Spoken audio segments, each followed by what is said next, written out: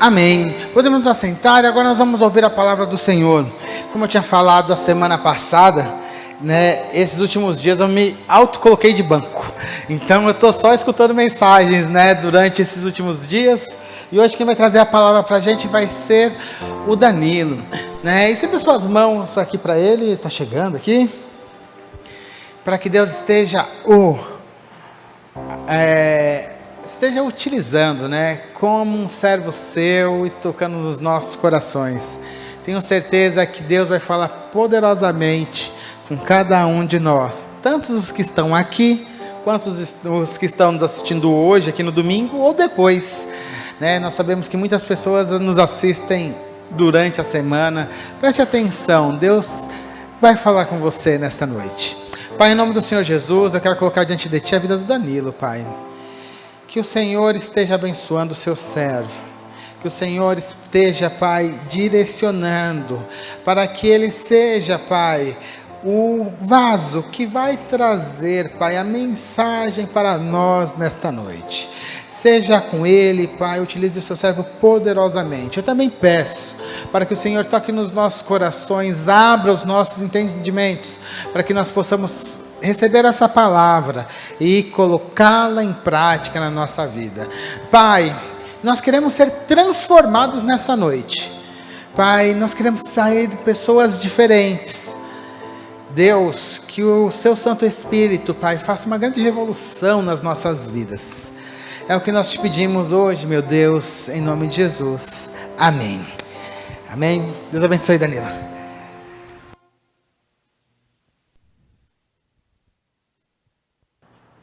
Oi, som. Tá saindo? Hoje. Arô? Foi? E aí, gente? Boa noite. Quem tá com calor aí? Quem tá com calor fala misericórdia.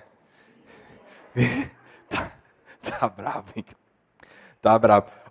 Seguinte, eu vou ligar o negócio aqui, mas se vocês estiverem com calor também, eu peço o pessoal direcionar para você. A irmã já tá com calor aqui. Se vocês quiserem pegar esse aqui, para colocar aqui para alguém, manda abraço, porque não pode passar mal aqui dentro, né, gente? Que aí não dá, né? Tá difícil, esses dias não estão sendo fáceis. Bem, obrigado, pastor, pela oração. Pedi para os meninos colocarem já o tema que nós vamos conversar um pouco essa noite. Paixão. Um olhar diferente. Vamos lá. Vamos começar do início, Vamos começar lá, begin, Adão e Eva. O Douglas até deu aquela risadinha, só que é isso em inglês, moleque. Adão e Eva, Jardim do Éden. E ali tudo que eles necessitavam. Tudo que eles necessitavam, na verdade, e ainda mais, Eles tinham a presença de Deus ali com eles. Numa relação pessoal com o Criador. Inclusive, algo que nenhum outro ser humano foi capaz de experimentar nessa mesma proporção. Imagina só, Deus vindo até você, tomar um café da tarde, Imagina a situação, como deve ser maravilhosa, Gente, quando Adão e Eva escolheram pecar, eles não tinham possivelmente dimensão do tamanho do estrago que eles estavam causando, Eles realmente não tinham consciência da catástrofe, e da proporção que isso tomaria posteriormente falando, Eles estavam trazendo algo muito ruim, não só para eles, mas também para todos os descendentes deles. Caim e Abel nasceram de Adão e Eva, certo? Deus estava irado, depois do pecado, com quem? Com Adão e Eva, certo? Exato. Eles se tornaram inimigos de Deus, foram vistos como inimigos de Deus. Mas aí nasceu Caim e Abel, né? E uma nova esperança. Afinal de contas, Caim e Abel fizeram alguma coisa contra Deus? Lá no início, quando nasceram? Não, né? Pois é, não tinha motivos para Deus continuar irado com eles. Mas para surpresa de todo mundo, para surpresa de todos, as novas circunstâncias, elas não alteraram aquilo que já estava estabelecido. Caim e Abel também, desde a concepção deles, né, desde o ventre da mãe, já eram inimigos de Deus. Por causa da transgressão de duas pessoas, toda a descendência herdaria o estado de inimigos de Deus. Caim teve filhos, foram inimigos de Deus. Sete, também filho de Adão e Eva, teve filhos.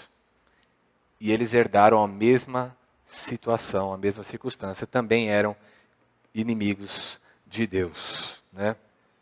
E essa condição, ela está impregnada em nós até hoje.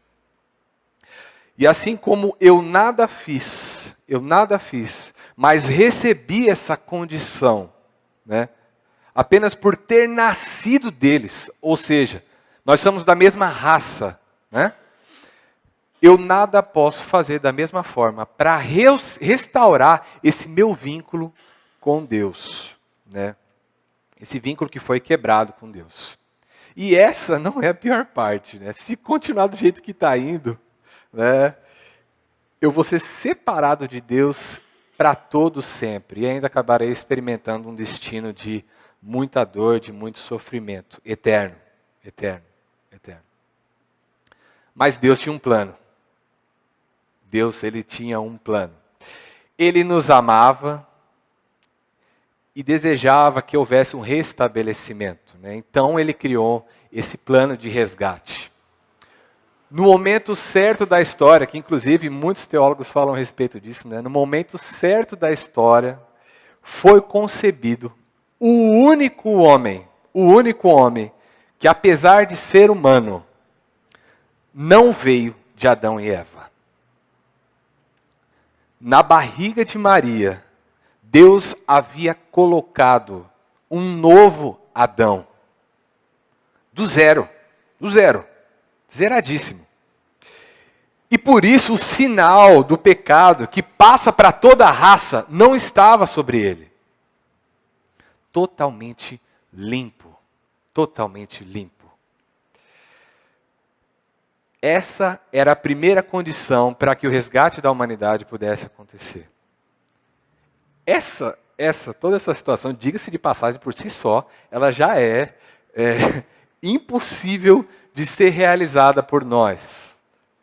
A nossa procriação, ela sempre vai gerar inimigos de Deus. Isso é irremediável, não tem mudança nisso.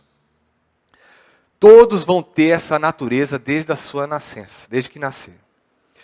Só alguém que estivesse de fora dessa condição, só alguém que estivesse totalmente limpo, puro, alguém que fosse um inocente de fato, só essa pessoa poderia de fato lutar pela inocência da humanidade, pelo perdão, pela absolvição. Do contrário, o que queria acontecer? Esse outro ser também seria pecador e também seria réu.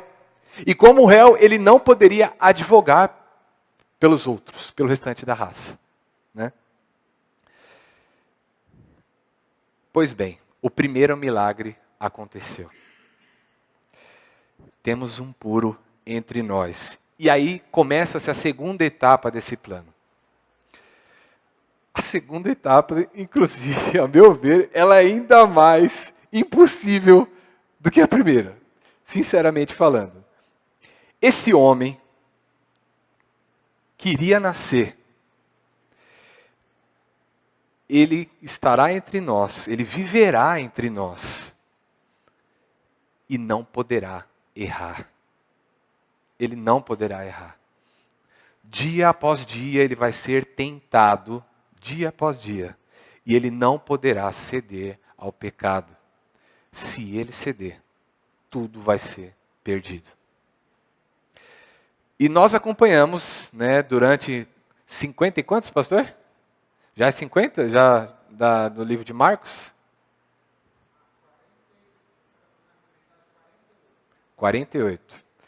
Né? 48 mensagens no livro de Marcos, e nós acompanhamos, domingo a domingo, como Jesus foi passo a passo, fazendo esse impossível acontecer. Diga-se de passagem, às custas de muito esforço, tá? Há muito esforço. E agora nós levaremos a nossa atenção aos passos finais e mais difíceis dele.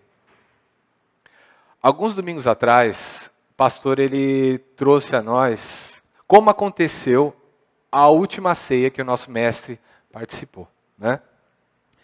E durante aquele momento, Jesus começa a trazer à tona o que haveria de acontecer com ele. E aí, né, gostaria de convidar você para essa noite, a meditar comigo, a refletir, a transportar a mim mesmo, né, para como se eu estivesse na pele do Filho de Deus. Realmente tentar enxergar tudo que ele estava para vivenciar. E ali, tentarmos entender um pouco mais, né, a respeito de tudo que aconteceu, encontrar uma nova perspectiva. Por isso que fala um olhar diferente a respeito da paixão. Enfim, naquela noite, Jesus, ele sabia que ele ia morrer nas próximas horas. Ele sabia disso. Logo de início, eu já imagino como deve ser angustiante saber que daqui a algum tempo, que amanhã, sei lá, amanhã de manhã, eu já não vou estar mais aqui.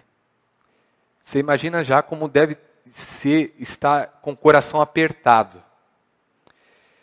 E aí, ele reúne os seus discípulos e já começa a dar indícios do que haveria de acontecer. Aí ele pega o pão, e aí o que ele fala?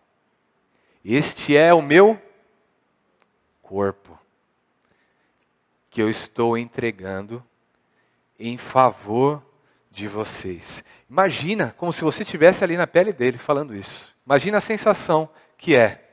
Os discípulos possivelmente não estavam entendendo absolutamente nada do que estava acontecendo, né? Depois ele fala a respeito do sangue, né? É o meu sangue que eu dou para vocês.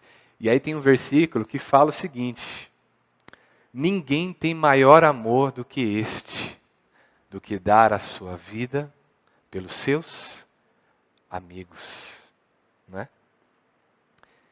E saindo dali, depois daquela ceia, ele se dirige a um lugar chamado Getsemane. Inclusive até no louvor, durante a semana, a gente falou a respeito de qual seria o tema da mensagem, né? E não, vamos cantar Getsemane. Dá não, gente.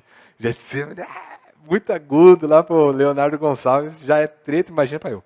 Enfim, justamente por causa dessa parte, né? E os discípulos se dirigiram junto com Jesus a um lugar chamado Getsemane. E aí, para a maioria dos discípulos, Judas já não estava mais com eles. Judas já tinha saído. E aí, para a maioria dos discípulos, o que Jesus fala? Sentem-se aqui. E depois, o que ele fala? Chama 3. Quem são os 3? João, Pedro e Tiago. Certo? Chama os 3 e vai um pouco mais à frente nesse jardim. Ele chama os mais chegados. Muitos teólogos, inclusive, falam a esse respeito, né? Que esses são os mais perto de Jesus, né? E mal os discípulos tinham noção, de quão sugestivo era aquele lugar. O quão significativo era aquele lugar. Aos irmãos, qual o significado de Getsemane? Qual é o significado de Getsemane? A palavra Getsemane, em hebraico. Getsemane significa, literalmente, prensa de azeite. É o lugar onde um conteúdo é prensado, é esmagado, para que desse produto, desse item, né, dele sair uma substância que é ainda mais valiosa. Vamos abrir em Marcos 14, 33 a 34. Marcos 14, 33 a 34. Jesus, com seus 3 discípulos, estavam lá, inclusive os 11, né, mas depois os 3, estavam nesse lugar de prensa, né? Marcos 14, 13 a 34, levou consigo Pedro, Tiago e João, e começou a ficar aflito e angustiado. E lhes disse: a minha alma está profundamente triste, numa tristeza mortal. Fiquem aqui e vigiem. O texto segue dizendo, né, que Jesus caminhou um pouco mais para frente, andou um pouco mais para frente, e com toda a humildade, ele se prostrou e orava ao único que realmente poderia livrá-lo daquilo que iria acontecer. Jesus suplicou. Ele suplicou, o Filho de Deus suplicou. E foi ouvido. Ele foi ouvido, mas não atendido. O cálice da ira de Deus estava preparado e cada vez mais perto de ser derramado sobre ele. E isso já traz um ponto para reflexão. O Filho de Deus suplicou, foi ouvido, mas não foi atendido. Como é que você recebe essa afirmação? Como você reagiria ao suplicar a alguém diante do risco de morte, suplicar a alguém que de fato poderia livrá-lo, e esse outro alguém ouvir o que você disse, mas não atender a sua súplica? É muito difícil nós lidarmos com a soberania de Deus, não é mesmo? Só quem já passou por situações difíceis de orar e não ouvir a sua oração respondida, sabe como é a situação, né?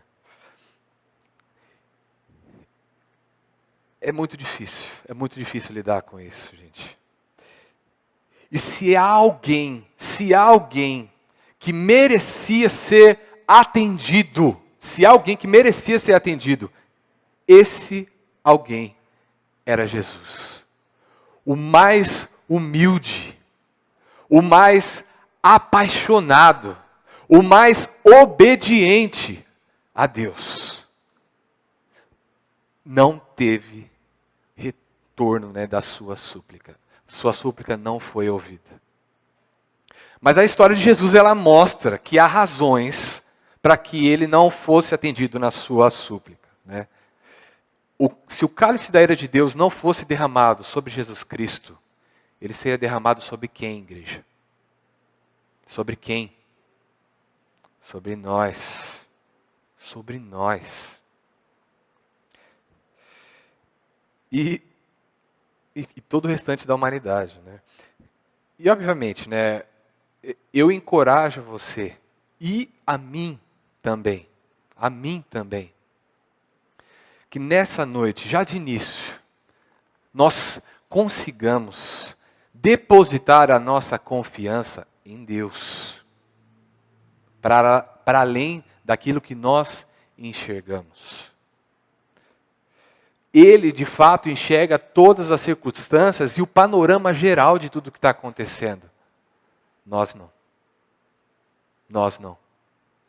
E, de fato, se nós estivéssemos ali com risco de vida, tudo que a gente vai querer é o quê? Senhor, me livra, me livra, me livra, me ajuda, me salva.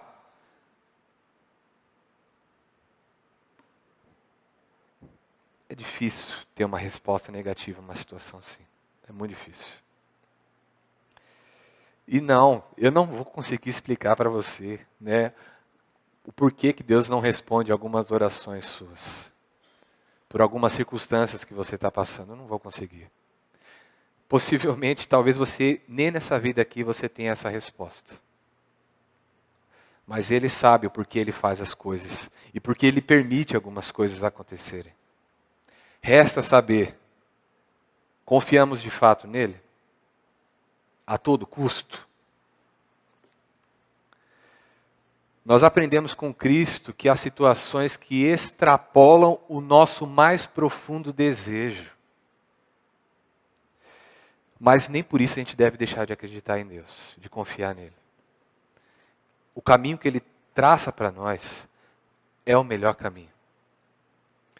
Jesus, Ele foi resoluto. Ele sabia do que iria acontecer com Ele. Ele poderia fugir. Ele via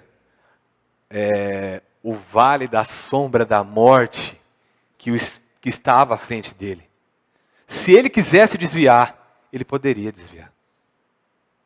Mas ele aceitou o caminho que Deus propôs a ele. De qualquer forma, vocês conseguem continuar se colocando nessa situação, enxergando o tanto de angústia que está acontecendo ali? Ver o seu pai, seu querido pai, não te atender da forma como você tanto esperava. Não deve ser fácil. E aí Jesus voltou aos seus discípulos, os mais chegados. E como é que ele os encontra? E o que ele tinha pedido para eles fazerem? Vigiar. Daquelas árvores, se eu estivesse no lugar de Jesus, daquelas árvores, eu gostaria de colher frutos de empatia. Mas não foi que ele colheu. Antes de sair para orar, Jesus ele falou para eles como ele estava se sentindo, não falou?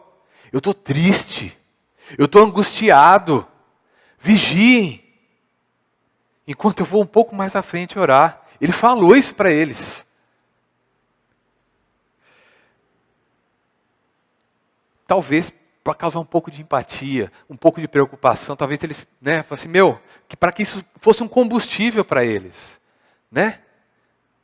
vocês perceberam, nosso mestre não está legal, cara, não está bem, está acontecendo alguma coisa, vamos fazer, vamos perseverar um pouco por ele. Mas que decepção, né? O repouso deles manifestava que eles não captaram a seriedade do que estava para acontecer. Não captaram. E eles adormeceram, indiferentes à situação do mestre. E, gente, sendo bem sincero, tá? Agora eu me coloco no jogo. Né? Primeiro, era tarde da noite? Possivelmente era tarde da noite. O que eles tinham acabado de fazer? Comer, cear, certo? Estavam de bucho cheio. O que acontece quando você está de bucho cheio? Depois de um tempo. O que acontece? Lá no serviço a gente vê muito disso, dá meio-dia. A gente almoça, depois que se acaba o almoço, num calor ainda assim, você já começa. Dá aquelas, E eu me coloco no jogo, eu possivelmente eu faria o mesmo que eles. O que é triste. É triste. Porque, gente, se eu quisesse de fato estar acordado, eu ficaria acordado. E no caso deles é a mesma coisa. Por quê? O que acontece logo depois? Quando Judas, o traidor, junto com os outros queriam prender Jesus, chega. O que acontece com eles? Eles despertam, estavam atentos. Então, no fim das contas, eu sou responsável. Assim como eles foram responsáveis naquele momento. Né? E para esse caso, né, é duas coisas. Primeiro, que Deus nos ajude. Que Deus nos ajude. Primeiro, a enxergar, a ter sensibilidade. Sensibilidade. Para enxergarmos quando uma situação vai de fato precisar da nossa atenção, da nossa perseverança. Isso é o primeiro ponto. O segundo ponto, que Deus nos ajude a termos força, através do Espírito Santo, a, nesse momento, pegar e manter a disciplina, manter a perseverança e ir até os últimos momentos, né? Até onde for necessário para que aquele momento seja sanado, enfim, até aquela situação que nos foi exigida, eu consiga responder a ela de uma forma adequada. Eu falo assim, pronto, até aqui é o que eu poderia fazer, ok, é isso. Deus me ajudou e é isso que me foi proposto, eu cumpri o que me foi proposto. Agora, se eu não tenho sensibilidade, a situação passa. E aí é um problema. E se eu tenho sensibilidade e eu não tenho essa força, eu não tenho essa determinação, eu enxergo a situação, mas adormeço. E de nada valeu. De nada valeu. Segue o texto. Judas, um dos seus discípulos mais chegados, deu início aos tormentos de Jesus. Vendendo toda a confiança, né? Todo o companheirismo que ele recebeu até ali. Eles viveram 3 anos juntos, né? E com um beijo, ele vendeu o seu amigo para aqueles que estavam caçando ele. Tudo por algumas moedas. Vamos continuar o nosso texto, Marcos 14, vamos lá, Marcos 14, um pouquinho mais para frente, versículo 53 em diante.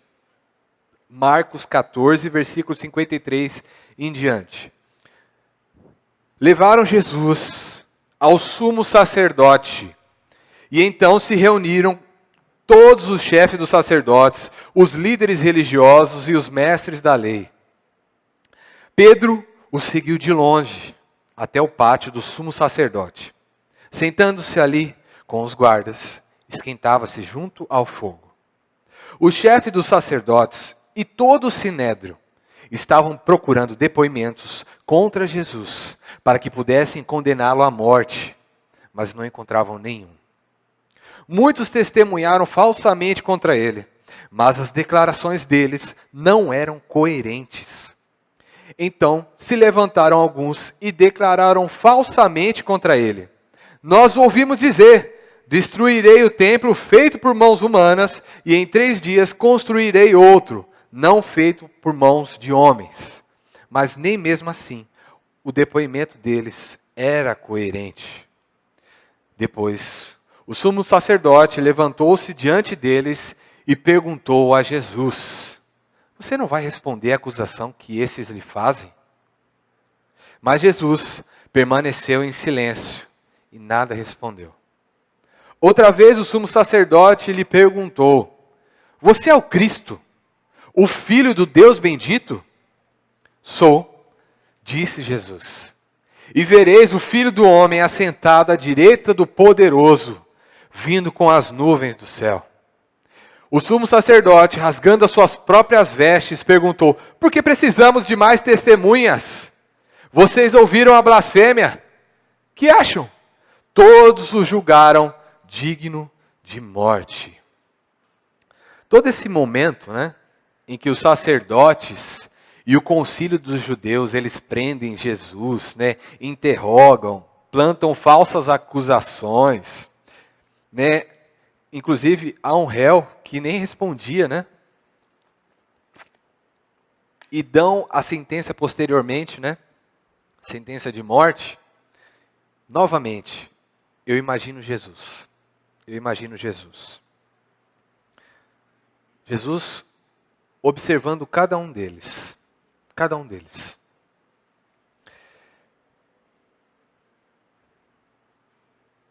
Por que que as coisas aconteceram assim?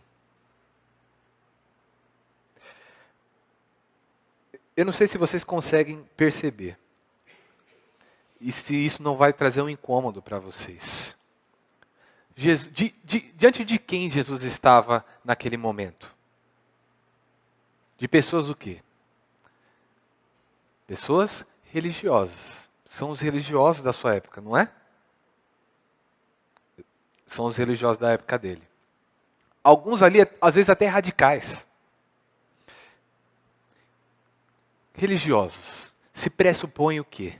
Que são pessoas piedosas, não é? Pessoas que se dedicam a Deus, não é? Se a gente for pensar bem, pela lógica nossa, humana, seriam eles que deveriam ser os discípulos do Messias, e não pescadores. Percebe? Eram eles que eram para ser mais próximos do Mestre, os amigos.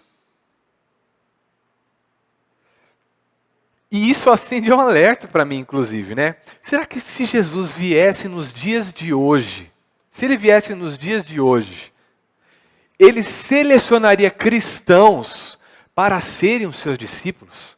Ou ele precisaria buscar em outro lugar pessoas que de fato se entregam a ele e pessoas de fato piedosas, pessoas devotas a Deus? E o meu medo também é outro, né? É outro. Será que os religiosos da nossa época também seriam ferramentas de Satanás para matar o Filho de Deus? Gente, isso é muito dark, cara. Isso é muito dark. Jesus deveria procurar, né, pensando assim, aonde você esperaria encontrar os discípulos, né? Justamente aonde as pessoas professam, não, eu sirvo a Deus, eu tenho uma vida de acordo com a vontade de Deus. Mas não foi lá onde ele encontrou as pessoas certas. E daí, e a partir dali, e outra, né? O texto fala o seguinte, que eles cuspiram em Jesus para humilhá-lo, né? E o pior, foi das mãos de quem? Dos piedosos, os que se diziam dedicados a Deus. Foi das mãos deles que saíram os primeiros socos no Filho de Deus. Isso é muito, muito tenso. Muito. Bem, vamos seguir. E para continuar nesse mesmo intuito, nesse mesmo momento, né, de a gente tentar enxergar as situações que Jesus vivenciou de uma forma diferente, de um outro ângulo, eu vou contar para vocês uma ilustração. Não sei se os meninos já liberaram está liberado o Data Show. Vamos lá. Uma família de origem mexicana finalmente consegue o seu visto final, né? E passa a morar ali na Geórgia. Geórgia, sudeste ali dos Estados Unidos, né? E o filho mais novo, por sua vez, né, ele estava percebendo o quanto é difícil a adaptações. Quem já se mudou de um lado para o outro sabe quanto é complicado para você se adaptar a um novo lugar. Agora você imagina uma outra cultura, né? Enfim, o filho mais novo ele estava percebendo a dificuldade que ele estava tendo, né, para ter essa adaptação a esse novo lugar. E aí, um dia, estava ele de frente para casa, né, no gramado, jogando bola, sozinho, jogando bola sozinho. E aí ele percebeu que o vizinho, amigo dele, o vizinho estava lá só de butuca, olhando pela janela, né? Enquanto ele estava jogando. Estava jogando lá tal, e aí ele olhou assim, viu que estava olhando, né? E possivelmente uma idade muito próxima à dele. E aí ele, hi! Hi, vizinho! Vizinho não é inglês. Tudo bem? Tudo bem? Vem cá, como é que você se chama? Pô, legal, legal. Meu nome, eu vou dar um nome aqui fictício, vai, Eduardo. Pronto. Meu nome é Eduardo. Pô, eu vi que você está fazendo nada aí, só está olhando. Bora jogar comigo? E aí, vizinho, meio desconcertado e tal. Ok. E aí, eles começaram a jogar, começaram a brincar ali, eles dois, né? E a partir dali, nasceu uma amizade muito forte entre os dois, né? Algumas coisas, assim, inclusive, a gente nem consegue explicar muito bem, né? Por que a gente vai com a cara de uma pessoa, né? É estranho. Mas com algumas pessoas a gente estabelece uma certa sintonia diferente, né? E foi o caso, né? E aí, beleza, né? Eles estavam lá, fizeram várias coisas juntos, muitas experiências juntos. E a amizade deles, passando-se o tempo, foi se fortalecendo cada vez mais. E aí, meio que viraram um em carne, né? Então, finalmente, foi liberado para o Eduardo se matricular numa escola lá nos Estados Unidos, né? Ele se matriculou e aí começou a frequentar as aulas. Só que ele estava tendo muita dificuldade. Muita dificuldade. Porque o quê? Ele ia conversar com as pessoas. Mas as pessoas meio que, né, ou tratavam ele com indiferença, ou, sabe, com aquele resposta seca. Só, não sei o que lá, sim, no. E depois já saía fora.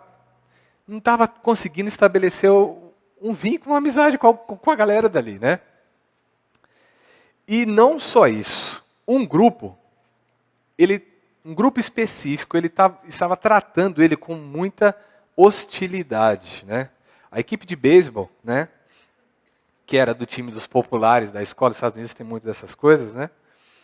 Tinha um ranço enorme, né, de mexicanos, pessoas latinas. E sempre que eles o viam,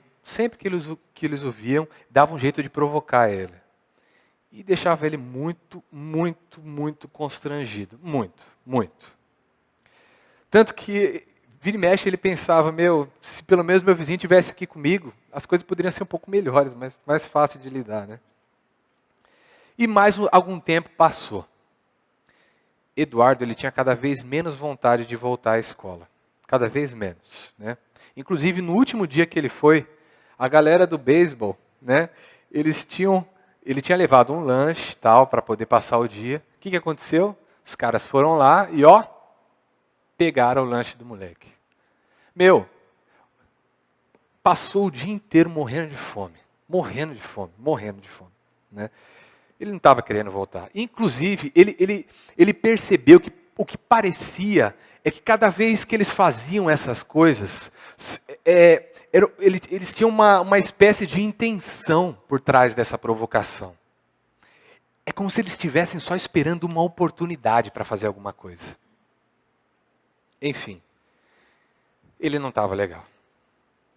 Mas chegou o final de semana, tocou a campainha e uma ótima notícia. Quem que estava lá? O vizinho dele.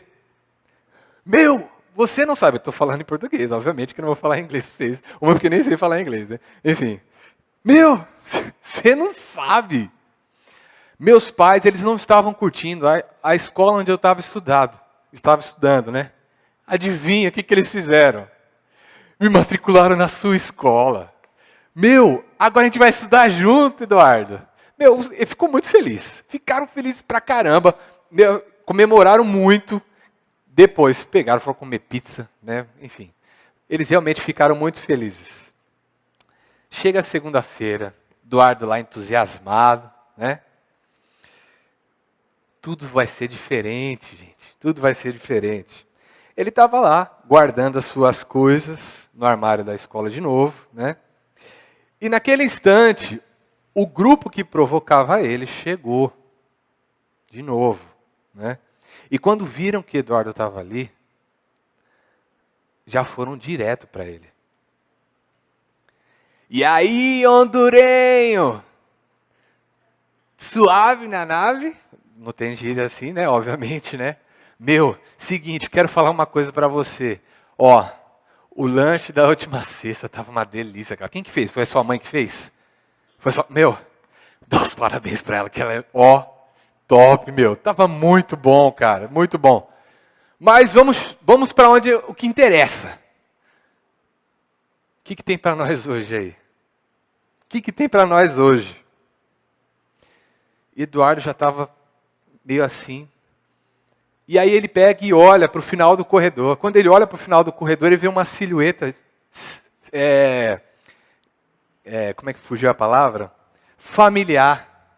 Quem que era? O vizinho dele que estava chegando. O vizinho dele que estava chegando ali. E aí, ele pega, se vira para aquele grupo que estava atrás dele. Olha com seriedade para eles. E diz: eu não tenho nada para vocês. Nada para vocês. E ele se volta de novo para o armário dele. Como é que é? Como assim? Você está perdendo o juízo, rapaz? Meu, eles ficaram extremamente transtornados, enfurecidos com essa resposta dele. Você está perdendo a noção do que você está falando? E aí o que acontece? O grupo, ele estava, que nem está ali, né? De frente para o armário. As pessoas já fizeram um U em volta dele. Aquele grupo fez um U, fechando ele ali no armário. Você está respondendo para a gente? E nessa fechada, já entra dois e começaram ali a atacarem ele. E as pessoas que estavam ali no corredor, ao redor, eles não conseguiam perceber o que estava acontecendo. Porque eles fecharam meio que como uma parede. E aí Eduardo, no meio daquela situação desesperadora, ele olha por cima, e ele vê o amigo dele, e chama por ele.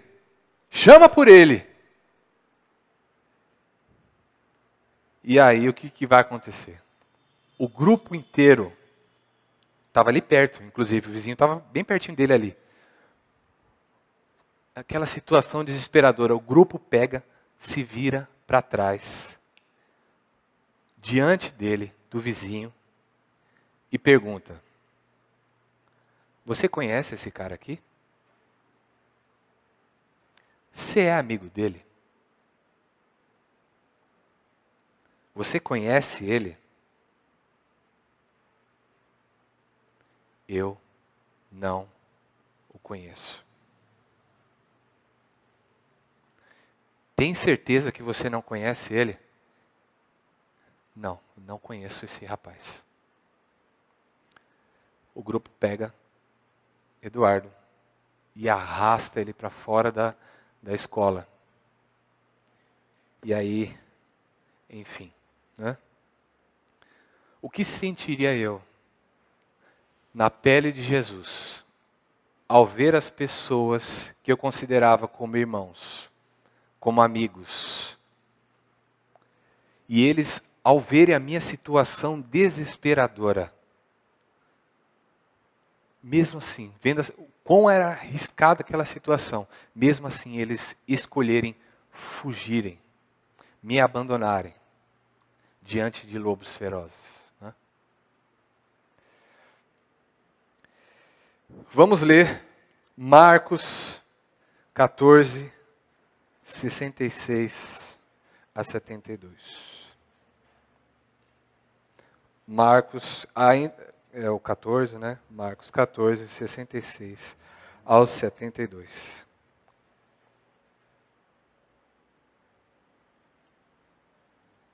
Estando Pedro embaixo do pátio, uma das criadas do sumo sacerdote passou por ali.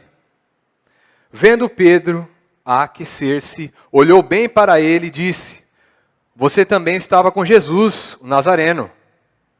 Contudo, ele o negou, dizendo: não o conheço, nem sei do que você está falando. E saiu para o alpendre.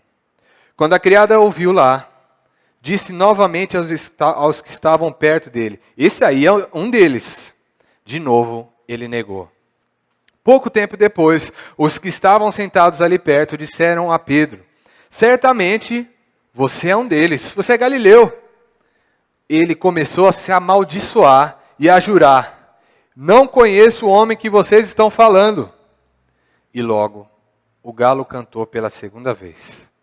Então Pedro se lembrou da palavra que Jesus lhe havia dito: antes que o galo cante 2 vezes, você me negará 3 vezes. E se pôs a chorar. O que eu sentiria estando na pele de Jesus? Bem, vamos caminhar para os momentos finais. Agora para Marcos, gente. Marcos 15, capítulo seguinte, né? Marcos 15, vamos dar continuidade. Jesus diante de Pilatos. De manhã bem cedo, os chefes dos sacerdotes, com os líderes religiosos, os mestres da lei e todo o sinédrio chegaram a uma decisão. Amarrando Jesus, levaram-no e entregaram a Pilatos. Você é o rei dos judeus? Perguntou Pilatos. Tu o dizes, respondeu Jesus. Os chefes dos sacerdotes o acusavam de muitas coisas. Então Pilatos lhe perguntou novamente: você não vai responder? Veja de quantas coisas estão acusando você. Jesus não respondeu nada e Pilatos ficou impressionado. Após esse momento, Pilatos ele se lembra de um costume da época, né? Em dias festivos, eles poderiam libertar alguém que estivesse preso. E, inclusive, esse costume, né, no caso do Império Romano, ele aplicava tudo que ele conquistava, né, esse mesmo costume. E esse costume, nesse caso, casa ainda melhor, porque eles estavam perto de qual época? Páscoa. E o que é que significava a Páscoa? Libertação. O povo judeu foi cativo. O povo israelita foi cativo e foi libertado. Então, meio que ganha aquela popularidade. Lá foi ele, então, para fazer esse procedimento, né? Pilatos, então, como autoridade instituída ali, né, a maior autoridade ali, ele não via culpa em Jesus. Ele não via culpa em Jesus. Ele escolheu dar a possibilidade ao povo, né, dar ao povo essa possibilidade de definirem quem seria inocentado. E então trouxeram o outro prisioneiro, Barrabás. O texto de Mateus, ele diz que durante esse momento em que ele diz para o povo: vocês decidam quem que vocês vão querer libertar. Durante esse momento, uma pessoa chega até Pilatos. E era alguém mandado pela esposa dele. E trazia uma mensagem. Nessa mensagem, ela diz o seguinte: eu tive um sonho. Não faça nada para condenar esse homem. Ele é inocente. É o sonho dela, né? E aí Pilatos meio que já uniu o útil ao agradável. Beleza, então já deixei para eles escolherem quem que vai ser inocentado, né? Agora estava nas mãos não mais de um homem, né, mas nas mãos dos homens a remissão, o resgate, a salvação do Mestre. E aí, um fio de esperança surge. Inclusive, quando lendo essa passagem, eu não sei se vocês já assistiram um filme chamado Mar em Fúria, com George Clooney. Já chegaram a assistir? Navio pesqueiro. Eu lendo essa passagem, eu acabei lembrando desse filme, né? Só para situar os irmãos, era um navio pesqueiro, né? E aí ele se dirigiu ao alto mar, não conseguiu uma boa pesca, e aí eles foram para um lugar mais distante, um pouco mais arriscado, para conseguir ter uma boa pesca. O rapaz e mais um grupo de pessoas ali no navio. Tiveram uma ótima pesca, de fato. Encheram o ambiente lá onde eles colocam embaixo do navio de gelo e de peixe, encheram até o limite, estavam super felizes. Só que aí deu um problema lá com a máquina de gelo, e aí eles estavam correndo risco de perder toda aquela carga, eles precisavam voltar. O que aconteceu? Souberam de uma super tempestade que estava se formando ali. E aí eles tinham uma escolha. Se eles ficarem lá onde eles estavam, longe da tempestade, eles estariam a salvo, mas iriam perder toda aquela pesca. Ou tentar enfrentar a tempestade, chegar a tempo de salvar tudo aquilo que eles estavam guardados e ter um bom lucro. O que eles fizeram? Os doidos foram para cima da tempestade. Os caras muito doidos, de fato. Inclusive é uma história real, tá? É uma história real. E eles foram até a tempestade. E a tempestade massacrou o navio deles. E aí tem uma parte que me chama muita atenção. Pelo que eu me lembro, tem uma parte que o navio chega numa onda que é gigantesca. E ele vai subindo, com aquele risco de virar. Vai subindo, e aí, quando a onda vai virar, ele consegue passar a onda. E aí eles vibram pra caramba, e aí, inclusive, meio que sai um raio de luz, né? Como se o céu fosse clarear, e eles estivessem perto do final da tempestade. Uma esperança. O que aconteceu? Logo em seguida, as nuvens se fecharam e veio uma onda pior e destroçou o barco. E pelo que eu me lembre, ali, eu não sei se alguém sobreviveu, mas eu acho que não. Quem assistiu é que já faz muito tempo. Acabou com o barco, destruiu, matou quase todo mundo. Ou se for todo mundo, né? Me lembrou dessa parte. Uma única chance, sabe? Uma esperança surgiu ali, naquele momento. Será? Talvez, inclusive, né, aquele povo que outrora, um tempinho atrás, curto, aquele povo que estava gritando com entusiasmo, Hosana, bendito, não era eles? Que eles pareciam ter reconhecido em Jesus a esperança, né? Uma chance. Pilatos fala, gente, e aí, quem é que vocês querem que eu solte? Na nossa igreja, aí vou falar, quem é membro da nossa igreja sabe como é que funciona. Como é que são as assembleias aqui? Normalmente, como é que funciona, né? A Cristina, que ela costuma estar à frente, né? Conduzindo a assembleia, né? A gente tem, normalmente a assembleia, ela fala a respeito de algumas coisas que são concernentes à igreja, né? E muitas vezes são necessárias tomadas de decisão, certo? E aí a Cristina, ela vai conduzindo todos os momentos, né? E aí quando chega nesses momentos de decisão, o que ela faz? Ela pede o seguinte, para que os favoráveis se manifestem, certo? Depois ela vai e fala, os contrários se manifestem. Não é? Para que todos possam ser vistos. E aí o que acontece? Se tem uma unanimidade, fechou. A escolha foi feita, acabou. Não tem que discutir. Mas, se alguns levantam a mão a favor e outros levantam a mão contra, decide de imediato? Dificilmente. Normalmente, cada um vai começar a expor ao seu lado e vai toda aquela conversa até que a gente consiga fazer uma escolha, né? A Bíblia, né, não me parece que naquele momento houve um conflito para o povo. Você não vê o povo brigando, soltem Jesus, soltem Barrabás. Você não vê isso. Não vê. A gente não vê pensamentos diferentes naquela multidão. Os homens escolheram libertar uma pessoa. E quem que foi?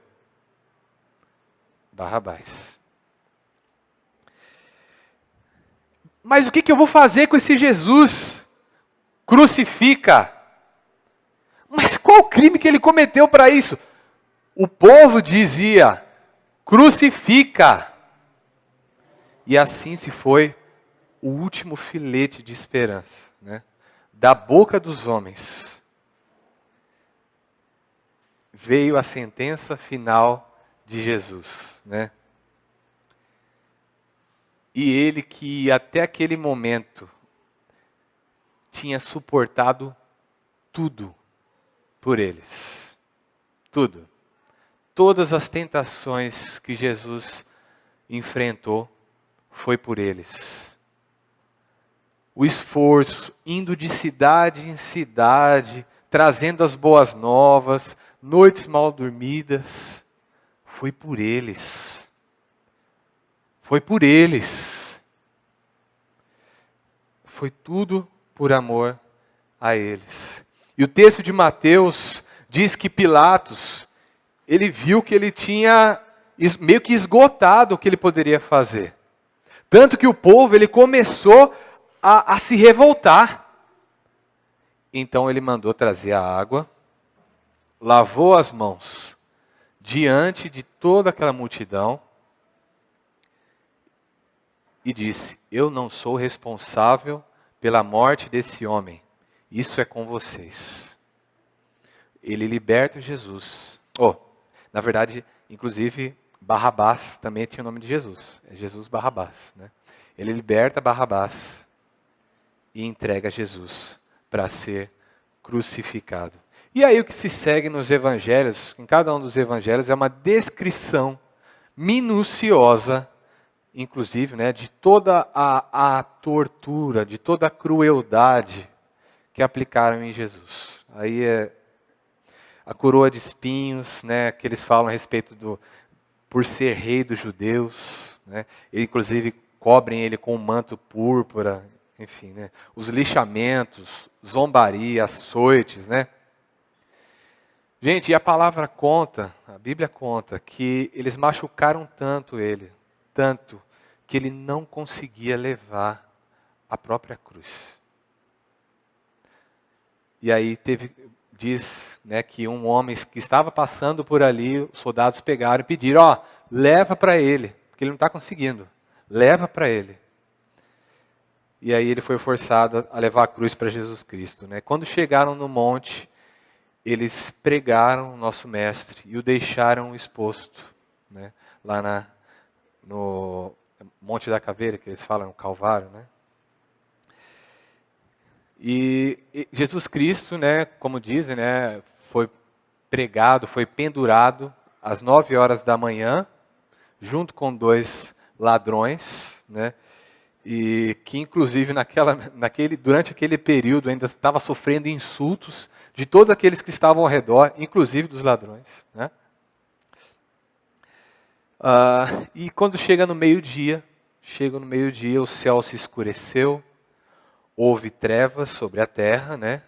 E aí, mais algumas horas depois, por volta das 3 horas da tarde, Jesus, ele solta um brado, um lamento, meu Deus, por que você me abandonou? E ali, o único puro, o único inocente de fato dentre nós, que viveu entre nós, que não podia errar, que não podia ceder às tentações do início da vida até o fim. Foi ali que ele deu o seu último suspiro, né? E quando ele expira, né, ele conclui a segunda e mais difícil etapa do plano de resgate, o plano da salvação, né? E como comprovação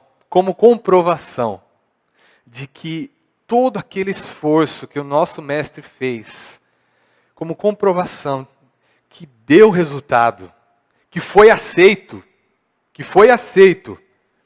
um sinal foi mostrado, né? Dentro do templo, na parte santa, né, mais santa da estrutura ali, havia um véu, né, que separava dois ambientes. Em um ambiente ficavam os homens, os pecadores. Após aquele véu, aquela muralha, né, após esse véu, estava o lugar santíssimo, né, onde ficava a presença de Deus. O que acontecia com quem ultrapassasse esse véu e entrasse lá? O que acontecia com o pecador que entrasse lá? Morria. Por quê? Por quê? Por causa da santa justiça de Deus. Por causa da santa justiça de Deus. E quando Cristo ele expirou, ele cumpriu a última etapa do plano. O véu que mostrava aquela separação, né, eterna, inclusive, né, que estava acontecendo entre os filhos de Adão para com Deus, se rasgou de alto a baixo. E agora há um caminho. Há um caminho. Uma porta se abriu. Temos uma esperança. E aí, gente, e por isso eu esclareço até de uma vez por todas, tá? De uma vez por todas. Por causa da gravidade daquilo que tinha acontecido lá no Éden, Deus ele precisou enviar aquilo que ele tinha de mais precioso para abrir uma porta. Uma porta. E é por isso que não há salvação fora de Jesus Cristo. Não importa o que você faça, não importa quão bom você seja, não importa. Você é filho de quem? Filho de Adão, filho de Eva. Enquanto você estiver nessa condição, você ainda será inimigo de Deus. Inimigo de Deus. E agora, o que eu faço? A sua única esperança é Jesus. Você viu o que ele fez. Ele abriu uma porta, né? E aí a questão, né? Você quer entrar por essa porta? De fato? Se sim, ok. Mas tem um empecilho. Muitas vezes, há algo sobre os seus ombros que te impede de entrar na porta. Por isso, eu te incentivo nessa noite. Deixa para trás os seus merecimentos. Deixa para trás toda essa sua dignidade que você acha que você é tão, né? Deus vai me salvar porque eu faço as coisas boas. Não. Não.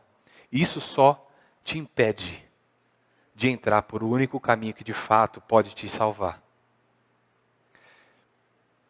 E inclusive, fazendo isso, você ganha um adendo, um algo mais que é maravilhoso, maravilhoso. Você deixa para trás também as suas culpas. Os seus pecados também, que são tão pesados e que massacram muitas vezes a sua consciência. Porque quando você entra por Jesus Cristo, quando você aceita Ele como seu único e suficiente Salvador, você, inclusive quando você entra pela porta, deixando para trás tudo isso, entrou pela porta, você é lavado completamente e purificado de toda a sua injustiça. E assim, finalmente, o seu relacionamento com Deus é restabelecido. De uma vez por todas. E é aí que acontece, né, quando você é escrito no livro da vida. Aí a partir daí, aí que se fala, né, dos pecados presentes, dos pecados passados, dos pecados futuros. Cristo te salva de todos eles. Todos eles. Porque agora quando Deus olha para você, Ele não vê mais você. Ele não vê mais a Cecília, não vê mais a Maria. Ele vê quem? Ele vê Jesus em você. O Filho amado está em você. Essa é a sua noite, o seu momento de se reencontrar com Deus e restabelecer seu relacionamento com Ele. Transforme de uma vez a sua história. Amém? Vamos orar? Pedir para a equipe de louvor já vir à frente. Senhor nosso Deus, nós te louvamos, te bendizemos, ó Deus, por esse plano perfeito que o Senhor realizou, que nunca poderia ser cumprido por nós. Mal temos perseverança para fazer o mínimo que muitas vezes o Senhor nos pede.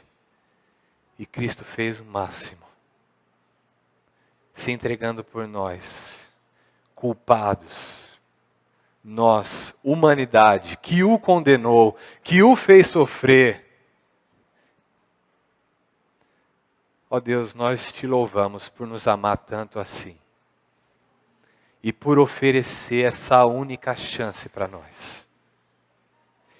Ó Deus, se nessa noite nós queremos agarrar essa chance e não largar nunca mais. Nos ajuda, Deus, a perseverar até o fim. Entregarmos tudo que nós somos ao Senhor. E, ó Deus, ver restabelecido o nosso relacionamento contigo para sempre, Pai. É em teu nome que nós agradecemos. Em nome de Jesus. Amém.